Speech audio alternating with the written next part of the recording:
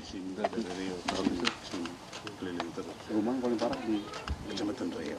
Kecamatan Rio. Kecamatan Rio. 1 jam dari sini. Nanti besok Pak Menko siap. Besok saya ajak. Saya ikut Iya. Besok kalau ada logistik. Tadi logistik masuk lewat saya jadi rebut. Dari sini aja Mas. Siap. halo Mungkin besok. ruteng bang di lapangan aja untuk rumah sakit darurat itu aja. Dari Kabupaten Bajo logistik Iya. ada beberapa truk. Pagi-pagi masuk ke sini. Di malam kita koordinasikan. Ya besok ke Rio Pak Menko bawa sembako langsung berapa. Tadi berebut Pak Pangdam hanya pakai heli kan sedikit. Berebut masyarakat kan. Gitu. Selamanya Di Rio. Di Rio. Pengungsinya 3.500 banyak. Malam ini bisa Bisa Pak. Baik, pemirsa, Anda menyaksikan Breaking News Metro TV, di mana dapat Anda saksikan pemerintah pusat bergerak cepat untuk bisa memastikan penanganan darurat pasca gempa bumi berkekuatan magnitudo 7,7 yang mengguncang wilayah Nusa Tenggara Timur. Dan hari ini dapat Anda saksikan siang menuju sore hari ini, Menko Bidang Politik dan Keamanan Jenderal TNI Purnawirawan Jamari Caniago bersama dengan Kepala Badan Nasional Penanggulangan Bencana BNPB, Legend TNI Suharyanto, terpantau langsung mendatangi wilayah Ruteng yang merupakan ibu kota Kabupaten Manggarai dari Nusa Tenggara Timur ini. Dan kemungkinan besar wilayah yang sedang dikunjungi ini nantinya akan dikaji lebih jauh untuk bisa dijadikan sebagai posko darurat atau posko pengungsian bagi warga yang terdampak dari gempa berkekuatan 7,7 magnitudo ini. Dan pemirsa, dari data terbaru posko darurat hingga hari ini, dampak gempa kami konfirmasi merenggut korban jiwa dengan total 51 orang meninggal dunia dan 64 orang lainnya mengalami luka-luka akibat tertimpa runtuhan bangunan. Dapat Anda saksikan pemirsa, kunjungan Menko Polhukam dan juga Kepala BNPB ini ditujukan untuk meninjau langsung tentu saja kondisi para pengungsi untuk juga bisa sekaligus memastikan posko-posko pengungsian darurat untuk segera bisa disiapkan serta mengkoordinasikan percepatan distribusi bantuan logistik khususnya bagi warga terdampak gempa.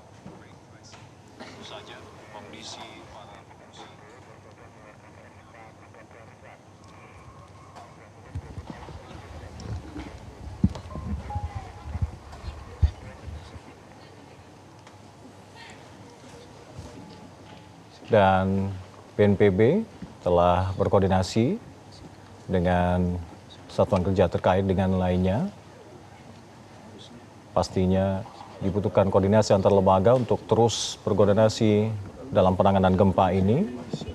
Dan pemirsa, dari pantauan tim kami yang di lapangan, Menko Polhukam Jamari Caniago dan Kepala BNPB Legend TNI Suharyanto ini menegaskan fokus utama dari pemerintah saat ini tentu saja untuk mengoptimalisasi evakuasi, pencarian korban yang diperkirakan masih selamat, serta juga pemenuhan kebutuhan dasar di posko-posko pengungsian termasuk logistik, makanan dan juga air bersih yang dibutuhkan oleh para pengungsi, serta tak ketinggalan pula penanganan medis darurat bagi korban-korban luka. Dan pemerintah juga terus memvalidasi data-data kerusakan infrastruktur, di mana kerusakan gempa ini menimbulkan sejumlah kerusakan parah, tak hanya rumah-rumah warga, namun juga fasilitas kesehatan, jalanan, dan juga beberapa rumah ibadah, serta puskesmas dan rumah sakit, dan termasuk juga pemerintah menghimbau agar masyarakat terus waspada terhadap potensi gempa-gempa susulan dengan senantiasa merujuk pada informasi resmi yang dikeluarkan oleh BMKG dan juga BNPB.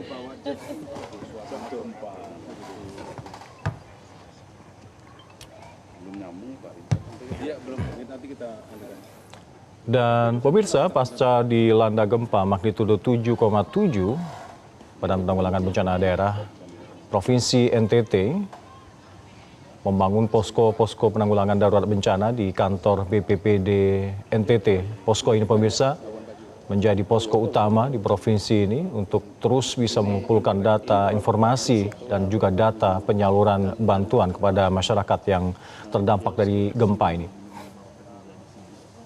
Dan hingga hari ini posko utama telah menerima bantuan dari berbagai pihak tentunya dari seluruh tanah air untuk daerah-daerah yang khususnya terdampak gempa. Bantuan ini berupa sembako dan juga makanan siap saji pemirsa mulai disiapkan untuk disalurkan melalui jalur laut, dan selain makanan, kebutuhan-kebutuhan logistik lainnya yang cukup mendesak berupa selimut, terpal, dan juga perlengkapan wanita dan bayi. Jadi setelah tadi kita kunjungan ke Rumah Sakit Manggarai, sekarang ini kita melihat lokasi mana yang potensial digunakan untuk rumah sakit lapangan. Jadi karena kondisi Rumah Sakit Manggarai kurang memadai, sangat tidak memadai, dan tadi punya tenda-tenda ya, pasien berada di tenda-tenda. Jadi kita sudah berkoordinasi dengan Pak Menteri Kesehatan untuk dibuka rumah sakit lapangan, karena ini butuh lahan yang luas, dan kita alhamdulillah ini ada lapangan bola yang cukup luas. Jadi ini menjadi salah satu alternatif ya untuk lokasi rumah sakit lapangan, karena ini butuh lahan yang cukup luas. Ya, itu aja. Karena ini kan juga pasien-pasien dari Kecamatan Reo yang paling terdampak juga larinya ke sini ya Pak ya. Yang rujukan itu rujukannya ke sini ya. Jadi kita terus koordinasi, Pak Kepala BNPB koordinasi dengan Pak Menkes untuk pembukaan rumah sakit lapangan. Silakan Pak Kepala BNPB. Tambahan dari saya, mungkin ini kan ada Pak Wakil Bupati ya. Besok Bapak Menko dengan kami juga akan menghadiri upacara 17 Agustus di Manggarai Barat. Ada banyak lagi di Manggarai, ada bicara kurang ambulan, kemudian tadi masalah logistik, masalah rumah-rumah yang rusak. Nah besok sebelum upacara Bapak Menko akan memimpin rapat koordinasi tingkat kabupaten. Nanti Pak Bupati akan menyampaikan apa semua permasalahan yang ada di Manggarai ini. Dan tentu saja kami dari pemerintah pusat akan membantu menyelesaikan semuanya. Termasuk habis upacara Pak Menko juga akan ke daerah yang paling berat, Kecamatan Reo. Ya, di sana ada 3.500 pengungsi. Kami akan atur malam ini paling tidak sebagian kebutuhan logistik masyarakat terdampak di Reo ini secara bertahap kita penuhi. Itu ya, terima kasih. Lapangannya kapan Pak mulai dibangun dan kapan bisa difungsikan? Itu nanti kita koordinasikan dengan Pak Menkes ya. Jadi ini tadi kita sudah menjajaki itu, dan kemudian kita lihat lokasinya. Tentu saja secepat-cepatnya. Segera kami setelah ini kita koordinasi lagi dengan Pak Menteri Kesehatan. Untuk kami akan sampaikan. bantuan Pak, sudah sejauh apa Pak? Bantuan yang dari logistik permakanan secara berangsur-angsur sudah masuk ya. Bahkan yang jauh, Maumere, bantuan Bapak Presiden itu sudah beberapa sorti masuk ya, yang 50.000 paket. Mudah-mudahan kalau nggak bisa selesai malam ini sampai besok ya, karena kan mengangkutnya pakai 2 Hercules itu.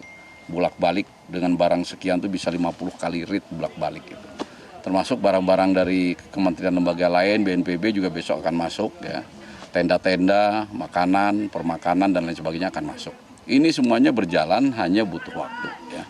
Tentu saja kondisi hari ini kan baru sehari ya masih minim, tapi kami yakinkan secara terbatas itu sudah masuk.